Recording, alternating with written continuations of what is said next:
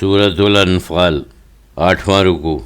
کافر ہرگز یہ نہ سمجھیں کہ وہ بچ کر نکل جائیں گے۔ مسلمانوں کو حکم دیا جا رہا ہے کہ وہ جہاد کے لیے ہر ضروری تیاری کرتے رہیں، خواہ وہ تربیت سے متعلق ہو یا سامان حرب سے یا سواری وغیرہ جمع کرنے سے۔ اس سب کی اللہ کے یہاں قدر ہے تاکہ میدان جنگ میں ان کی دھاک بیٹھ جائے۔ وہ ظاہر کی اصلاح کریں، اللہ سے لو لگائیں، اللہ باطن کو سنوار دے گا۔ مسلمانوں کے دلوں میں ایک دوسرے کی محبت ڈال دے گا تاکہ بعض بغض و عناد کی آگ بھی سینے سے نکل جائے۔ وَلَا يَحْسَبَنَّ الَّذِينَ كَفَرُوا سَبَقُوا إِنَّهُمْ لَا يُعْجِزُونَ۔ اور کافر یہ نہ سمجھیں کہ وہ بچ کر نکل گئے ہیں، وہ اپنی دغا بازیوں سے مسلمانوں کو دھوکہ دے کر بھاگ نکلے۔ وہ لوگ اللہ کو عاجز نہیں کر سکتے۔ یعنی بدر و احد کا واقعہ ملا کر ذکر ہو رہا ہے۔ جب سامان نہ ہو اور میدان میں آ جانا پڑے تو اللہ کافی ہے۔ جہاں تک ہو سکے سامان و اسباب کا مہیا کرنا ضروری ہے۔ فنون جنگ سیکھو، سامان حرب مہیا کرو تاکہ تمہاری دھاک دشمنوں پر بیٹھ جائے، اسلام کا بول بالا ہو۔ وَأَعِدُوا لَهُم مَّا اسْتَطَعْتُم مِّن قُوَّةٍ وَمِن رِّبَاطِ الْخَيْلِ تُرْهِبُونَ بِهِ عَدُوَّ اللَّهِ وَعَدُوَّكُمْ وَآخَرِينَ مِن دُونِهِمْ لَا تَعْلَمُونَهُمْ اللَّهُ يَعْلَمُهُمْ وَمَا يُنفِقُوا مِن شَيْءٍ فِي سَبِيلِ اللَّهِ يُوَفَّى عَلَيْكُمْ وَأَنتُمْ لَا تُظْلَمُونَ۔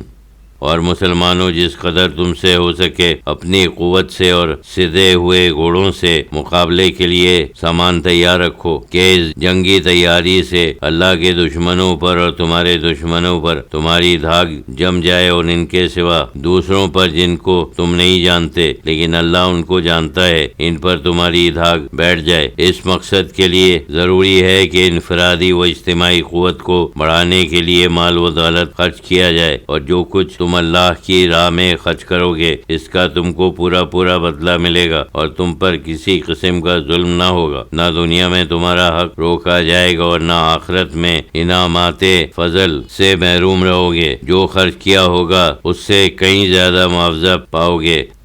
وَإِن جَنَاحُوا لِلسَّلْمِ فَاجْنَحْ لَهَا وَتَوَكَّلْ عَلَى اللَّهِ إِنَّهُ هُوَ السَّمِيعُ الْعَلِيمُ۔ اور اگر وہ صلح کی طرف جھکیں مائل ہوں تو تم بھی صلح کی طرف جھکو، صلح اختیار کر سکتے ہو، اور اللہ پر بھروسہ کرو، وہی سننے والا جاننے والا ہے۔ یعنی بات پانے کی یہ ہے کہ صلح ہو یا جنگ، مسلمان کو بھروسہ اللہ ہی پر کرنا چاہیے۔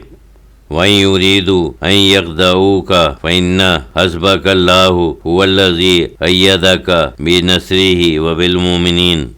اور اے رسول، یہ دغا باز اگر یہ چاہیں کہ آپ کو دھوکہ دیں تو آپ کے لیے اللہ کافی ہے، اسی نے اپنی مدد سے اور ایمان والوں کے ذریعے آپ کو طاقت بخشی۔ وَأَلَّفَ بَيْنَ قُلُوبِهِمْ لَوْ أَنفَقْتَ مَا فِي الْأَرْضِ جَمِيعًا مَا أَلَّفْتَ بَيْنَ قُلُوبِهِمْ وَلَكِنَّ اللَّهَ أَلَّفَ بَيْنَهُمْ إِنَّهُ عَزِيزٌ حَكِيمٌ۔ اور اسی نے ان کے یعنی مومنوں کے دلوں میں ایک دوسرے کی محبت پیدا کر دی۔ اگر آپ جو کچھ زمین میں ہے سب کچھ بھی خرچ کر ڈالیں تب بھی ان کے دلوں میں الفت نہ ڈال سکتے، لیکن اللہ نے ان میں الفت پیدا کر دی۔ بے شک وہ بڑا زور آور حکمت والا ہے۔ قلوب کو پھیرنا یہ اللہ ہی کا کام ہے، یہ اسی سے دعا کرنے سے پھرتے ہیں۔ یا ایھا النبی حسبک اللہ ومن اتبعک من المؤمنین۔ اے نبی، آپ کے لیے اللہ کافی ہے، اور جو آپ کی پیروی کرنے والے مسلمان ہیں ان کے لیے بھی، کہ اللہ اور بندے کے درمیان رسولی وسیلہ ہے۔ رسالت پر ایمان ضروری ہے، یہ خود ان کی نجات کے لیے ہے۔ سورۃ الانفال 9واں رکوع۔ یہ صورت تمام تر ترغیب جہاد و قتال سے متعلق ہے۔ دشمنوں کے ساتھ جنگ کرنے کے طریقے، اللہ پر بھروسہ، رضا الہی کے لیے لڑنا، مال و دولت سے قطع نظر کرنا، یہ وہ باتیں ہیں جو مسلمانوں کی قلیل تعداد کو دشمنوں کی کثرت پر غالب کرتی ہیں۔ بتایا گیا ہے کہ اللہ کی اعانت کس کس انداز سے آتی ہے، اس کی حکمت کس طرح کفار کی قسمتوں کا فیصلہ کرتی ہے۔ اس رکوع میں خصوصیت کے ساتھ مسلمانوں کو جہاد کا شوق دلایا جا رہا ہے اور اعانت کے وعدے کیے جا رہے ہیں۔ خصوصیت کے ساتھ اہم معاملات میں مشورے کی تعلیم ہے۔ یا ایھا النبی حرض المؤمنین علی القتال ان یکم منکم 20 صابرون یغلبوا 200 وان یکم منکم 100 یغلبوا 1000 من الذین کفروا وانہم قوم لا یفقہون۔ اے نبی، مسلمانوں کو لڑائی کی ترغیب دلائیے، ان سے فرما دیجئے کہ اگر تم میں 20 مسلمان ثابت قدم رہنے والے ہوں تو وہ 200 پر غالب ہوں گے، اور اگر تم میں 100 مسلمان ثابت قدم رہنے والے ہوں تو وہ 1000 کافروں پر غالب ہوں گے، اس لیے کہ وہ اہل کفر مات کی سمجھ نہیں سکتے۔ یہ لوگ موت سے ڈرتے ہیں، ان کا اثاثہ دنیا کا مال ہے۔ مسلمان سے اس حیات مستعار کی جگہ جنت اور حیات جاویدانی کے وعدے ہیں، یعنی گزشتہ آیات میں جہاں ایک طرف مسلمانوں کو 10 گنے پر فتح کا مزدہ تھا، تو اسی قدر دشمن کے مقابلے میں ثابت قدم رہنے کا حکم جو مسلمانوں کے لیے بڑی آزمائش تھی، اللہ تعالیٰ نے اس پر یہ بوجھ ہلکا کر دیا اور ثابت قدم رہنے کا حکم اور فتح کا مزدہ 2 تعداد تک مقرر فرمایا۔ الآن خفف اللہ عنکم وعلم ان فیکم ضعیفا وان یکم منکم 100 صابرات یغلبوا 200 وانکم منکم 1000 یغلبوا 2000 باذن اللہ واللہ مع الصابرین۔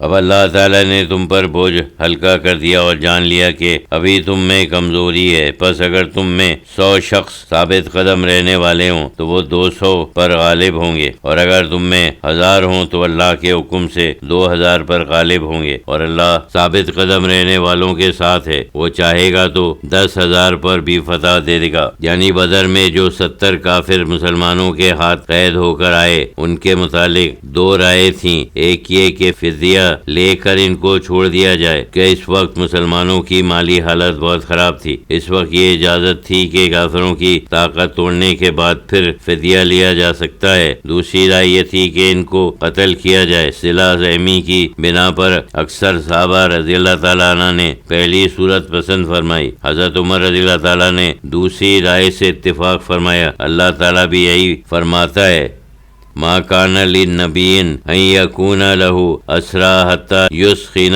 فی الارض تریدون عرض الدنیا واللہ یرید الآخرۃ واللہ عزیز حکیم۔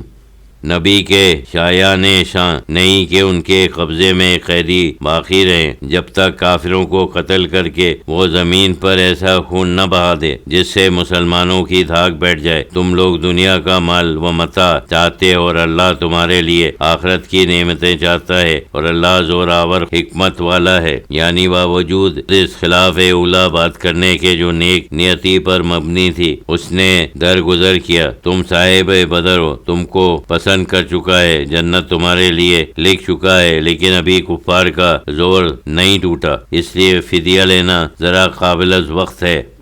لولا کتاب من اللہ سبق لمسکم فیما اخذتم عذاب عظیم۔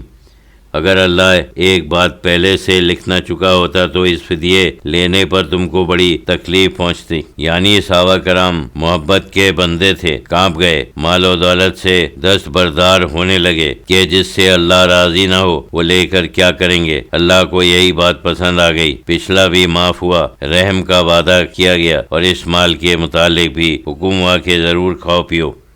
فَكُلُوا مِمَّا غَنِمْتُمْ حَلَالًا طَيِّبًا وَاتَّقُوا اللَّهَ إِنَّ اللَّهَ غَفُورٌ رَحِيمٌ۔ سو جو کچھ تم کو غنیمت میں مال ملا ہے وہ کھاؤ، حلال اور پاک سمجھو، کیوں اس سے ہاتھ کھینچتے ہو، اور اللہ سے ڈرتے رہو، بے شک اللہ بڑا بخشنے والا مہربان ہے۔ یعنی نیت درست ہو، مقصد عزیز رہے تو مال و دولت سے نقصان نہیں پہنچتا۔ اسلام معاشرے کی اصلاح تصور اور نیت پر قائم کرتا ہے، انما اعمال بالنیات۔